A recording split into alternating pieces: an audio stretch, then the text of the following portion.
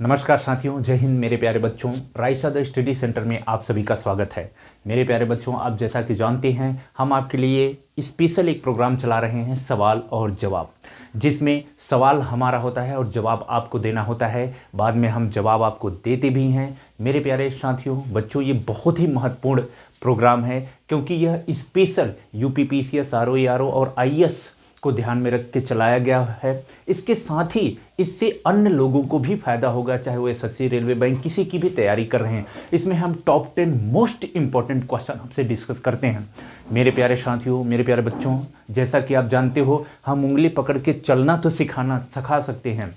हम उंगली पकड़ के आपको चलना तो सिखा सकते हैं, लेकिन आपको किस रास्ते पे चलना है खुद ही तय करना पड़ता है। तो आइए हम सवाल और जवाब में आगे डिस्कस करते हैं आपसे कि सवाल और जवाब ये स्पेशल आईएएस, यूपीपीसीएस या अदर स्टेट सिविल सर्विसेज किसी से संबंधित है। मेरे प्यारे साथियों देखो, पहला सवाल है आपका, लिमिट टू ग्रोथ रिपोर्ट किसने जारी की थी? लिमिट टू ग्रोथ रिपोर्ट यहां से प्रश्न पूछा जा चुका है, आईएएस में भी, यूपीपीसीएस में, अदर स्टेट एग्जाम में भी पूछा जा चुका है। तो लिमिट टू ग्रोथ रिपोर्ट की बात करें तो यह जो लिमिट टू ग्रोथ रिपोर्ट है, कौन जारी किया था? तो आपने सुना होगा क्लब ऑफ रोम। क्या आपने सुना होगा? Club of Rome. Club of Rome. Club of Rome एक संस्था है जिसने लिमिट टू ग्रोथ रिपोर्ट जारी की, जिसमें यह बताया गया कि आप एक निश्चित लिमिट के बाद, एक सीमा के बाद आप ग्रोथ नहीं कर सकते हैं, क्योंकि एक सीमा के बाद आप ग्रोथ करेंगे तो कहीं ना कहीं पर्यावरण को बहुत ज़्यादा हानि होगी और क्षति होगी, राइट। तो एक क्लब ऑफ रोम क्या है? क्लब ऑफ रोम जैसे इसमें बहुत सारे वैज्ञानिक, अर्थशास्त्री, सिविल सेवक या अदर जो समाज सेवी है, उनका एक वैश्विक लेवल पे एक संगठन है जो यह सुझाव देता है कि जो वैश्विक लेवल पे जो भी पर्यावरण से संबंधित चुनौतियां हैं उससे कैसे निपटा जाए। तो इसको हमने देखा, limit to growth report club of Rome ने जारी किया था। ये लगभग 1972 के आसपास की बात है। यूनेप का गठन कब किया गया था? United Nation Environment Programme. United Nation Environment Programme की अगर हम बात करें, यूनेप की बात करें, तो इसका गठन कब किया गया था? बहुत ही महत्वपूर्ण क्वेश्चन है मेरे प्यारे साथियों। ये जो यूनेप है, आपने एक सुना होगा स्टॉकहोम सम्मेलन। क्या सुना होगा? स्टॉकहोम सम्मेलन। स्टॉकहोम सम्मेलन 1972 में पर्यावरण से संबंधित एक वैश्विक स्तर पे स्टॉकहोम सम्मेलन होता है, जिसमें यूनेप का गठन किया गया था, यूनाइटेड नेशन एनवायरनमेंट प्रोग्राम का, राइट। तो बहुत ही महत्वपूर्ण है। अगला सवाल आपसे है, अवर कॉमन फ्यूचर रिपोर्ट किसके द्वारा जारी की जाती है? अवर कॉमन फ्यूचर रिपोर्ट किसने जारी किया था, यह प्रश्न पूछा जाता है। और इसके साथ ही ये भी पूछा जाता है कि यह कब जारी किया गया था। ये आपका सवाल है, मेरा सवाल है, आपको जवाब देना है। अवर कॉमन फ्यूचर रिपोर्ट, अगर जब हम अवर कॉमन फ्यूचर रिपोर्ट की बात करते हैं तो आपको याद होगा मेरे प्यारे साथियों, एक ब्रंटलैंड आयोग आया था। ब्रंटलैंड आयोग ने 1987 में अवर कॉमन फ्यूचर रिपोर्ट जारी किया था, हमारा साझा भविष्य, राइट। यही अवर कॉमन फ्यूचर रिपोर्ट है जिसमें पहली बार सस्टेनेबल डेवलपमेंट की बात की गई थी, सतत विकास की बात की गई थी, सतत विकास की परिभाषा दी गई थी। एक्चुअल में इसको WECD द्वारा जारी किया जाता है, WCED द्वारा जारी किया जाता है, राइट। तो इसको आपको ध्यान में रखना है। World commission environment and development, right. तो इसको याद रखना। सतत विकास शब्द का पहली बार प्रयोग किसने किया था? अगर अवर कॉमन फ्यूचर रिपोर्ट में जब डिफिनीशन दी गई थी सस्टेनेबल डेवलपमेंट में, क्या पहली बार सस्टेनेबल डेवलपमेंट या सतत विकास शब्द का प्रयोग किया गया था? तो इसके द्वारा नहीं किया गया था, ब्रंटलैंड आयोग के द्वारा नहीं किया गया था। इसने तो डिफिनीशन दी, सी परिभाषा। लेकिन सतत विकास शब्द का पहली बार प्रयोग किसने किया था? IUCN ने किया था। आप जैसा कि जानते हैं कि IUCN ही द्वारा एक रेड डेटा सूची जारी की जाती है, तो इसी ने सबसे पहले सतत विकास शब्द का प्रयोग किया था।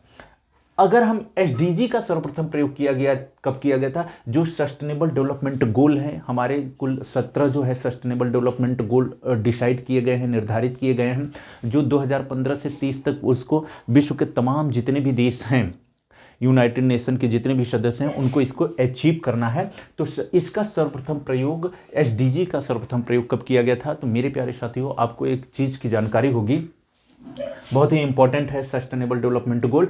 तो आपको एक चीज़ पता होगा कि जो जो पृथ्वी सम्मेलन, जो द्वितीय पृथ्वी सम्मेलन है, ब्राज़ील की राजधानी रियो डी जेनेरियो में हुआ था और यह 2012 में संपन्न हुआ था, राइट।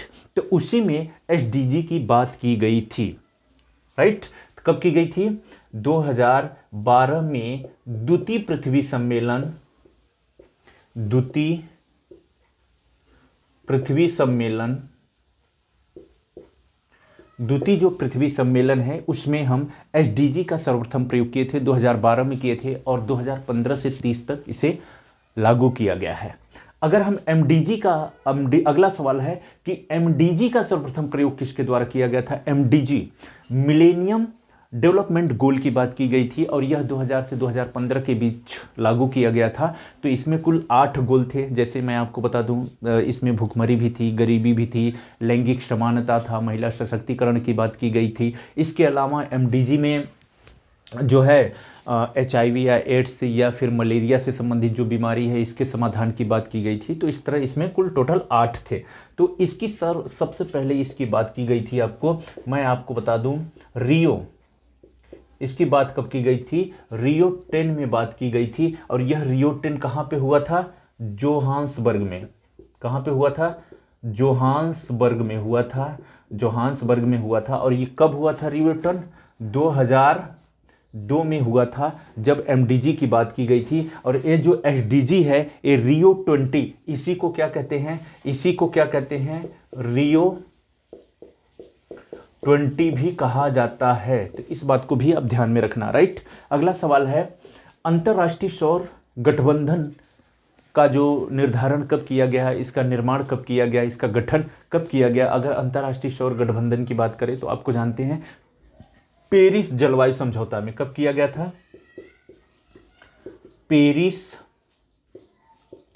जलवायु समझौता में किया गया था। पेरिस जलवायु समझौता में किया गया था। कब किया गया था? यह 2015 में किया गया था। वनों के टिकाऊ प्रबंधन की बात कब की गई थी? बहुत ही महत्वपूर्ण है आईएएस के लिए भी और यूपीपीसीएस के लिए भी, कि वनों के टिकाऊ प्रबंधन की बात सर्वप्रथम कब की गई थी? यह सर्वप्रथम किया गया था मेरे प्यारे साथियों, आपने देखा होगा कि पृथ्वी शिखर सम्मेलन की जब हम बात करते हैं, पृथ्वी शिखर सम्मेलन की हम बात करते हैं, अर्थ समिट की बात करते हैं, पृथ्वी शिखर सम्मेलन की जब हम बात करते हैं 1992 में, तो उसी समय वनों के टिकाऊ प्रबंधन की बात की गई थी। तो मेरे प्यारे साथियों, इस तरह हमने 10 टॉप महत्वपूर्ण क्वेश्चन को आपसे डिस्कस किया। मैं उम्मीद करता हूं कि आपको क्लास अच्छी लगी होगी और मेरे प्यारे साथियों, आप स्वस्थ रहिए, मस्त रहिए और अपनी अच्छे से पढ़ाई करिए। और हाँ, राइसा द स्टडी सेंटर आपके उज्जवल भविष्य की कामना करता है। अगले एपिसोड में, इससे पहले मैंने एपिसोड 1 बनाया है, उसको देख लेना, वो बहुत ही इंपॉर्टेंट है। उसमें हमने क्या है, ग्रीन वॉश की बात की है, इको मार्क की बात की है, ग्रीन आर्मी की बात की है, बहुत सारे उसमें एंथ्रोपोजेनिक इन्वायरमेंट की बात की है। तो एपिसोड 1 भी आप जरूर देख लेना। एपिसोड 2 है। इस तरह से हम बहुत सारे आपके एग्जाम तक 100 एपिसोड बनाने की बात की है, ताकि कम से कम मैंने ध्यान रखा है कि आपके 1000 क्वेश्चन ऐसे महत्वपूर्ण हो जो जहां से लगभग आपके 60 से 70% क्वेश्चन रिपीट होते हैं। तो इन चीज़ों को मैंने ध्यान में रख के ये प्रोग्राम चलाया है। तो यहाँ पे हम आपको लगभग 1000 महत्वपूर्ण क्वेश्चन कराने वाले हैं। तो इस तरह से हमने देख लिया limit to growth report, club of Rome द्वारा, यूनेप का गठन कब हुआ था? स्टॉकहोम सम्मेलन में, अवर कॉमन फ्यूचर, ब्रटलैंड आयोग, सतत विकास शब्द का सब पहली बार IUCN ने, एसडीजी का सर्वप्रथम प्रयोग रियो 20 में, एमडीजी का रियो 10 में, अंतर्राष्ट्रीय पेरिस जलवायु समझौता, वनों के टिकाऊ प्रबंधन की बात करें तो अर्थ समिट में हुआ था। तो मेरे प्यारे साथियों, उम्मीद है अगर आपको क्लास अच्छी लगी है तो प्लीज़ चैनल को सब्सक्राइब करें, अपने दोस्तों तक शेयर करें, राइट। अगले एपिसोड में मिलते हैं, तब तक के लिए आप सभी को मेरा नमस्कार, धन्यवाद।